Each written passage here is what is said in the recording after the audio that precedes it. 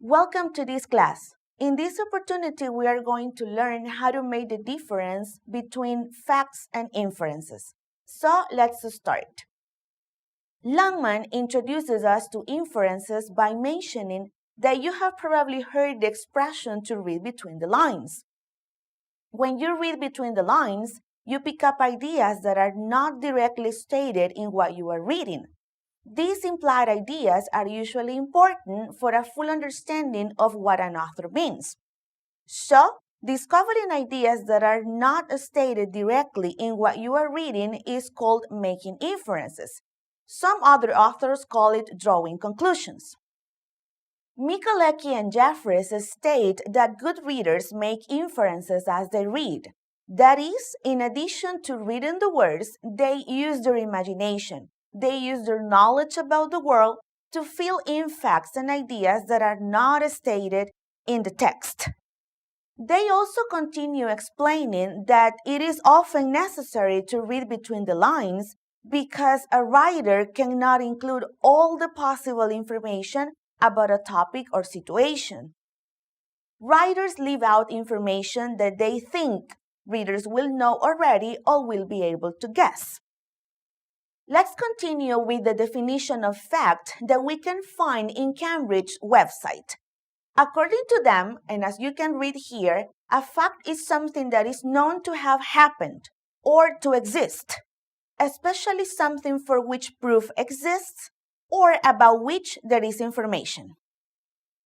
Michalecki and Jeffries explain that in many kinds of writing, the author presents facts about a situation or topic, and also makes inferences from those facts. Facts are statements of information that can be verified. So let's take a look at some examples. These examples are about a little bit of information of Chile. Let's take a look at the first example.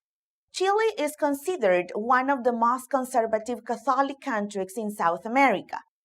Example number 2. On January 15, 2006, Chileans elected their first woman president, the socialist Michelle Bachelet, with 53.5% of their votes. Last example. She is a former defense minister, a doctor, a single mother, and a non-Catholic. Well, these are examples of facts. Now take a look at some examples of inferences. According to Michalecki and Jeffries, inferences are educated guesses that are based on facts. Examples. Number 1. People in Chile are not as conservative as generally thought. Number 2. People in Chile want changes in their society and economy. And finally, President Bachelet's background and experience should help her understand the problems in Chile. As you can see, these 3 examples of inferences are about the previous 3 examples of facts that we read in the previous slide. Now that we have checked a couple of definitions of facts and inferences, and that we have taken a look at some examples of facts and inferences as well, you may wonder, how can I make the difference between a fact and an inference? Well, Langman suggests to follow some guidelines for making inferences. Let's take a look at 3 of these guidelines. In number 1, Langman states that we should never lose sight of the available information. That means that we should base our inferences in the facts. In number 2, we can take a look at that Langman mentions that we have to pay special attention to background information and experience that we may have about that topic. We have to keep in mind that if our background in a matter is weak, our inferences may be shaky. And finally, you have to consider the alternatives. Don't simply accept the first sentence or inference that comes to mind. Instead, consider all of the facts of a case and all the possible explanations. This will help you to make your inferences more accurately. Now let's continue with an exercise to see if you can make the difference between a fact and an inference. As a basic exercise, Langman suggests this following paragraph. Olive oil works as a natural painkiller. So please read with me. It is not just price that makes extra virgin olive oil different from other oils. Now, scientists have discovered that it contains a chemical compound that acts similarly to the painkiller ibuprofen. Paul Breslin from the Monell Chemical Senses Center in Philadelphia and colleagues described in Nature how they isolated a compound called oleocanthal from extra virgin olive oil. Putting 50 grams of the best olive oil on your food each day is equivalent to about 10% of the average ibuprofen dose. Now, let's take a look at the following questions. After reading the paragraph, can you tell us what facts are included in the first paragraph? You can pause the video, answer the question, and then play it again so you can take a look at the answer. If you said, as an answer, extra virgin olive oil contains a chemical compound that acts like a painkiller, congratulations. That is one fact that has been included in the first paragraph. Second question, what can you infer about the extra or the price of extra virgin olive oil? Now again, you can pause the video, answer the question, play it again, and check your answer. If you said it costs more than other olive oils, let me tell you that your answer is correct. That is the inference that you can make about the price of extra virgin olive oil. I'm going to present more questions about the paragraph that you will be able to discuss with your tutor in the forums. What can you infer about other kinds of oil? What facts are included in the second paragraph?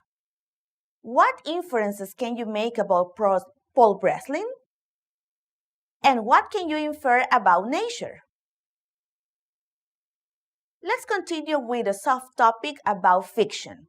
Mikolecki and Jeffries have included this part about making inferences about fiction.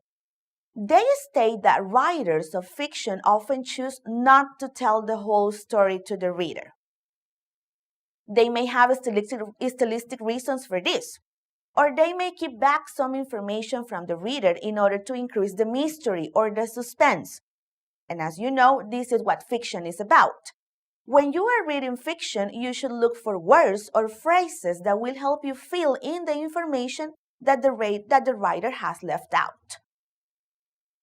Now, let's continue with an exercise about making inferences in fiction.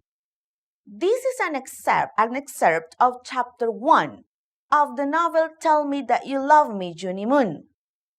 This is a novel by American writer Marjorie Kellogg that was published in 1968. Please read this excerpt with me. Once there were 3 patients who met in the hospital and decided to live together. They arrived at this decision because they had no place to go when they were discharged. Despite the fact that these patients often quarreled and nagged each other and had, so far as they knew, nothing in common, they formed an odd balance like 3 pawn-shop balls. The first patient was called Warren. When he was 17, he and a friend were out hunting rabbits when the friend's gun went off and the bullet struck Warren in the middle of his spine. From then on, he was a paraplegic and spent the rest of his days in a wheelchair. The second patient was Arthur. He had a progressive neurological disease which no one had been able to diagnose. He estimated that he had been asked to touch his finger to his nose 6,012 times, and he could recite the laboratory findings on himself for the past 5 years, in case doctors wanted them reviewed. Arthur walked with a carrying gait, and his hands fluttered about his face like butterflies. The third patient was a woman named Julie Moon. That was her real name. An irate man had beaten her half to death in an alley one night and had topped off his violence by throwing acid over her. She had a number of pitiful and pesky deformities. Now, let's start with the exercise. This is the first question for you. What kind of hospital do you think this is? pause the video, answer the question, and then play it again so you can check your answer. If your answer was, it probably is a hospital or part of a hospital that specializes in helping people recover after illness or injury, your answer is correct. Congratulations. Now I am going to present 2 more questions for you about this reading.